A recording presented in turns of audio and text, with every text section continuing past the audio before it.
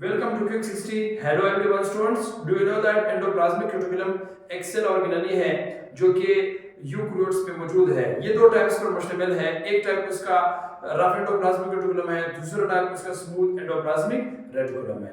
Rough endoplasmic reticulum cisternae से बना है, ये न्यूक्लियर मेम्ब्रेन के क्लोज होता है और ये राइबोसोम्स रखता है। राइबोसोम्स के साथ साथ ये जो है प्रोटीन फॉर्मेशंस में हेल्प करता है, प्रोटीन बनाता भी है, बाद में उस प्रोटीन को दूसरे ऑर्गेनेल्स की तरफ जो है वो वापस ट्रांसपोर्ट भी करता है। जबकि स्मूथ एंडोप्लाज्मिक रेटिकुलम जो है ये ट्यूब्यूल से बना है, ये प्लाज्मा मेम्ब्रेन के बिल्कुल क्लोजर होते हैं, ये राइबोसोम्स नहीं रखता और इसका काम है लिपिड्स बनाना, लिपिड बनाना और उस लिपिड्स को फिर ट्रांसपोर्ट करना दूसरे ऑर्गेनेल्स और साइटोप्लाज्म की तरफ। All the best.